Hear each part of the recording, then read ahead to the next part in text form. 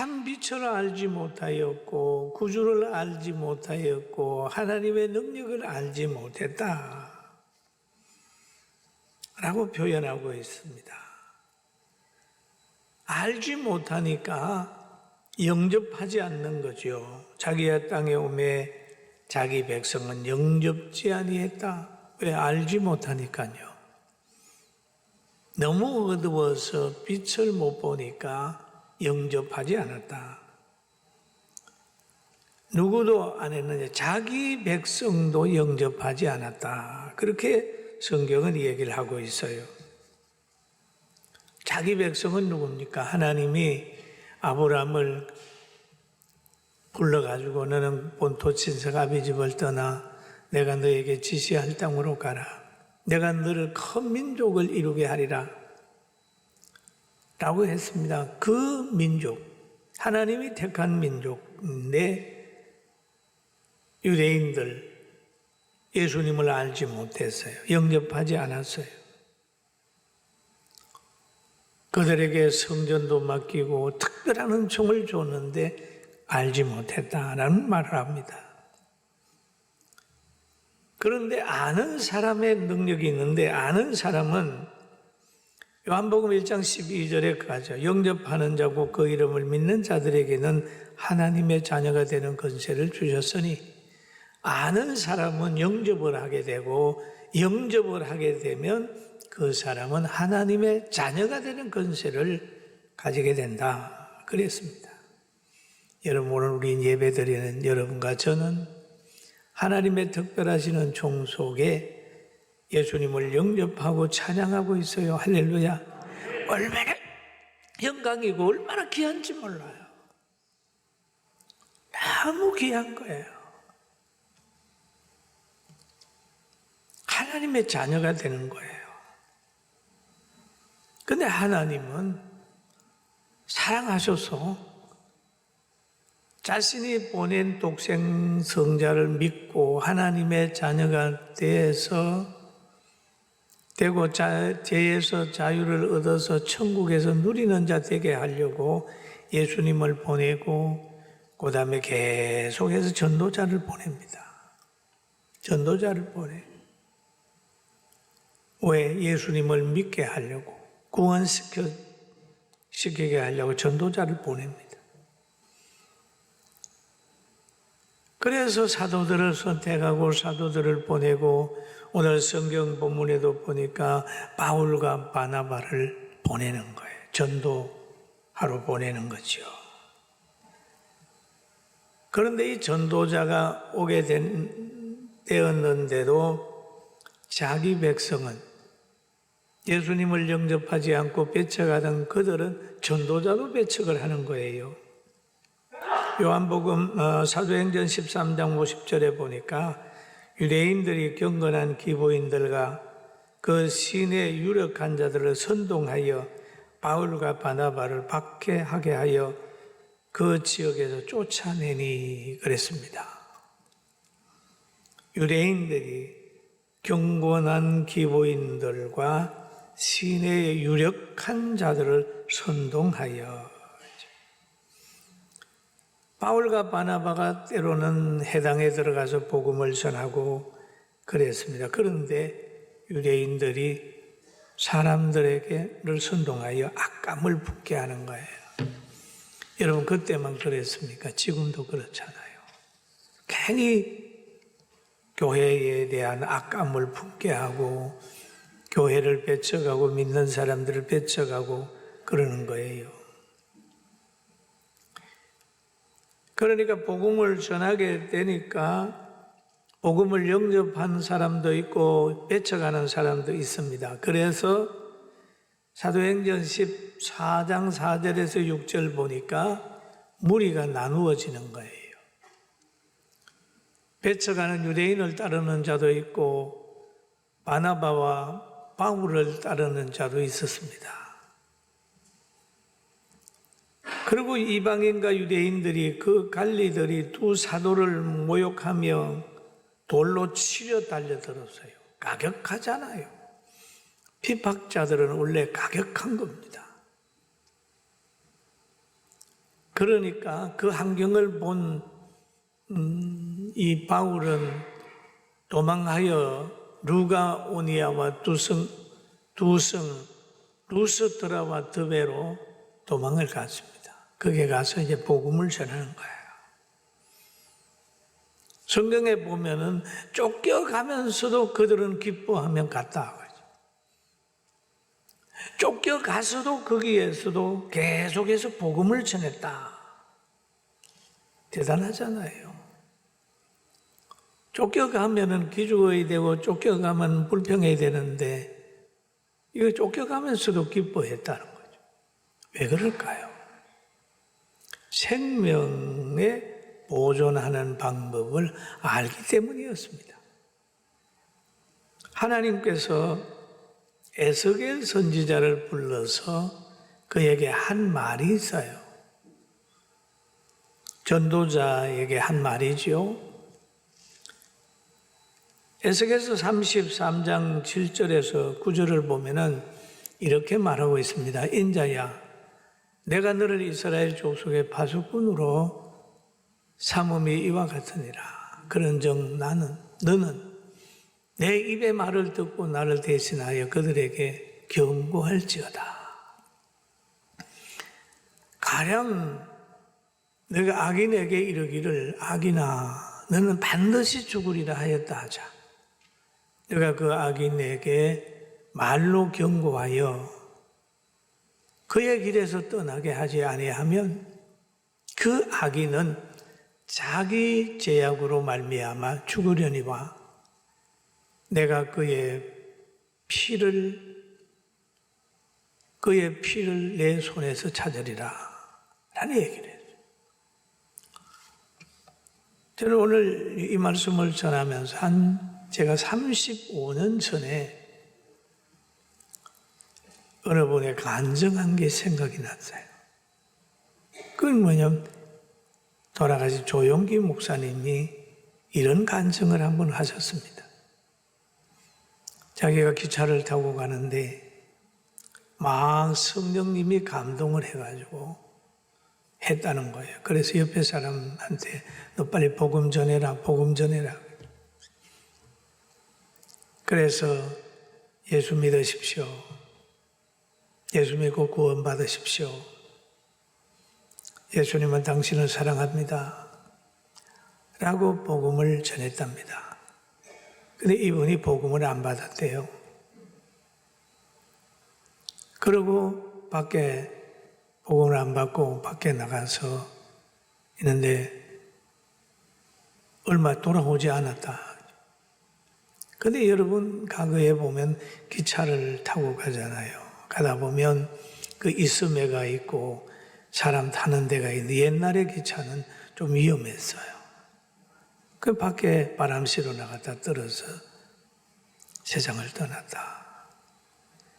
만약에 그때 자기가 복음을 전하지 않았다면 그 사람의 핏값을 자기에게서 찾았을 텐데 다행히 내가 복음을 전해서 그 핏값을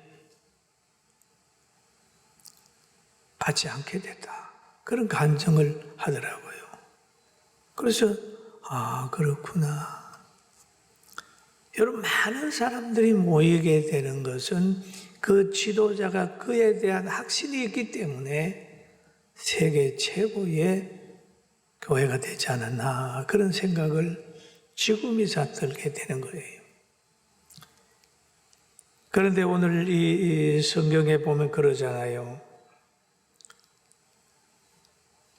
핏값을 내 손에서 찾으리라. 왜? 전도를 하지 않아서 그 사람이 자기 죄로 죽었다면 전도해야 될 사명을 가진 그에게서 핏값을 찾겠다라고 하는 얘기. 그래서 이 말씀에 부딪힌 사람들이 선교를 나갑니다.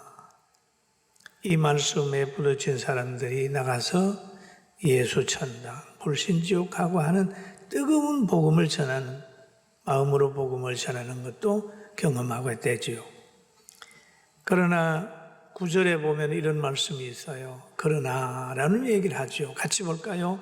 그러나 너는 악인에게 경고하여 돌이켜 그의 길에서 떠나라고 하되 그가 돌이켜 그 길에서 떠나지 아니하면 그는 자기 죄악으로 말미암아 죽으려니와 너는 내 생명을 보존하리라. 그러면 복음을 전했는데 그가 받아들이지 않았다 말이죠. 그렇다면 그는 자기 죄로 죽지만은 복음을 전함으로 사명을 감당했기 때문에 빚값을 받지 않는다라고 하는 에스겔서의 말씀이 있습니다. 그러면 전도자는 이 말씀을 기억하기 때문에 바울 사도도 이 말씀을 알기 때문에 쫓겨가면서도 고통당하면서도 계속해서 복음을 전하는 거예요. 여러분 우리도 어디 가든지 복음을 전하는 거룩한 입술이 되기를 주의 이름으로 축원합니다. 그래서 바울 사도가 루스드리아로 갔습니다. 쫓겨가지고 글로 간 거예요. 가니까 그곳에 가서 보니까 나면서 한 번도 걸어보지 않는 사람이 거기에 있었습니다. 그 사람에게 복음을 전했습니다. 예수 그리스도를 전했어요. 전하니까 그 장애를 가진 사람이 그 말씀을 진지하게 들어요. 바울이 가만히 보니까 그에게는 구원받을 만한 믿음이 그에게 있었다. 이렇게 얘기한 거예요. 여러분 우리 식사하는 모습을 보면은 건강이 보이잖아요. 아, 저거는 저 식사 잘하는 거 보니까 건강하겠다. 또 설교를 듣는 거 보면 아, 저분 신앙생활 참 잘하겠다. 그거 보면 알잖아요. 그런데 바울이 설교하다가 복음 전하다가 보니까 그에게 구원받을 만한 믿음이 있는 거예요. 자기 병을 치료시킬 할 만한 믿음이 있단 말이에요. 환경을 이길 만한 믿음이 있다는 거예요. 질병을 이길 만한 믿음이 그에게 있는 거죠. 그러니까 그를 향하여 명하는 거죠. 일어서라. 일어서라. 여러분 우리 믿음도 여러 가지 믿음이 있어요. 육에 속한 믿음. 믿기는 믿지만은 늘 육신적으로 사는 사람이 있어요. 믿는다고 하면서 행함 없는 믿음이 있어요. 믿기는 믿는데 늘 환경에 지는 믿음이 있어요. 우리가 사람이면 다 힘이 있는 건 아니잖아요. 어린 아이는 환경에 늘 지배를 받잖아요. 그런 것처럼 영적인 사람도 환경에 지배받고 이성에 지배받고 물질에 지배받는 그런 믿음이 있는가 하면 그 모든 것을 지배하는 믿음이 있어요. 불못불에 집어넣는다 그래도 차라리 불못불에 들어가기까지 왕의 신상에 절하지 않겠습니다라고 하는 다니엘의 친구들 보세요. 믿음 있잖아요. 그랬더니 불못불도 그를 사루지 못했어요. 사자굴에 집어넣는다고 하는 악법을 만들었는데도 굴하지 않고 기도하고 했어요. 사자굴에 들어갔어요. 사자가 그를 못 먹었어요. 믿음이에요. 믿음의 실력이에요. 그 믿음 있는 것을 보고 바울이 그럽니다. 내 발로 일어서라. 얘기를 하니까 나면서부터 한 번도 걸어보지 않는 그가 벌떡 일어난다. 걷는다 말이에요. 이 광경을 본 많은 사람들이 깜짝 놀라는 겁니다. 그래서 무리는 그러는 거죠. 야, 신이 왔다. 신이 왔다. 큰 소리로 일어나라 그러니까 일어났어요. 바울이 이 한 것을 보면서 그럽니다. 소리 질러 이르되 신들이 사람의 형상으로 우리 가운데 내려왔다. 여러분, 나면서부터 걸어보지 않는 걸을 걷게 했다고 하면 인간의 영역을 벗어난 거 신의 영역이잖아요. 그러니까 거기에 있는 사람들이 막 감동을 해가지고 이제 바나바를 제우스라고 하고 바울은 헤르메스라고 얘기를 하면서 그의 제사장들이 소와 하한을 가지고 와가지고 제사를 드리려고 막 하는 거예요. 그렇게 제사를 드리려고. 그럼 이 신적인 존재만큼의 영광을 지금 받는 거예요. 이 광경을 본 바울과 바나바는 어떻게 했을까요? 그들은 우리는 신이 아닙니다. 우리는 신이 아니다. 그러면서 성경에 두 사도가 바나바와 바울이 듣고 옷을 찢고 무리 가운데 뛰어들어가 소리 질러 이르되 여러분이여 어찌하여 이러한 일을 하느냐. 우리도 여러분과 같은 성정을 가진 사람이라 여러분에게 복음을 전하는 것은 이런 헛된 일을 버리고 천지와 바다와 그 가운데 만물을 지으시고 살아계신 하나님께 영광을 하나님께로 돌아오게 하리라. 이 우상 섬기는 것을 버리고 하나님께 돌아오게 하기 위하여 복음을 전하는 것이다. 이렇게 하지 마라. 우리는 신이 아니다. 이러면서 그들을 뜯어 말렸어요. 영광을 받지 않았습니다. 오직 사람의 모습, 종의 모습으로 돌아간 것입니다. 영광을 받았는데 영광 뒤에 오는 환난도 있습니다. 바울이 신같이 높임을 받고 군중이 그랬지만은 또 군중 중에 유대인들이 많은 사람을 선동해가지고 바울을 아주 죄인으로 만들어 버렸습니다. 여러분, 여론은요 파도 같아요. 많은 사람이 좋아한다고 좋아할 거 없어요. 파도 같아요. 그러나 어떤 어려움이 있더라도 하나님의 말씀인 진리를 딱 붙들고 어려움이 있어도 견디고 좋아도 견디고 묵묵히 견뎌 나가면 돼요. 바울이 가는 길에 보면은 사도행전 14장 19절에 이렇게 얘기하잖아요. 유대인들이 안디옥과 이고니온에서 와서 무리를 충동하여 그들이 돌로 바울을 쳐서 죽은 줄 알고 시외로 끌어다가 내치니라. 돌에 맞아서 죽은 상태가 된 거예요. 언젠가는 신이라고 그러더니 언젠가는 죽일 놈으로 생각해가지고 돌로 치는 거예요. 그런데 바울은 시외 갖다 버렸는데 일어나가지고 다시 들어왔어요. 살아났어요. 바울이 산 것이 아니라 바울을 하나님이 살렸어요. 왜요? 사명이 있어요. 사명. 그러니까 바울 사도는 다시 돌에 맞아서 버림받고 있다가 살아나가지고 다시 제자들에게 옵니다. 성도들을 향하여 사도행전 14장 22절에 이렇게 얘기를 하고 있어요. 제자들의 마음을 굳게 하여 이 믿음에 머물러 있어라. 그건하고 또 우리가 하나님의 나라에 들어가려면 많은 환난을 겪어야 할 것이니라 하고 마음을 굳게 하여. 한번 따라 하실까요? 마음을 굳게 하여. 마음을 굳게 하여. 그럼 마음을 굳게 하는 데는 지식이 똑발라야 되잖아요.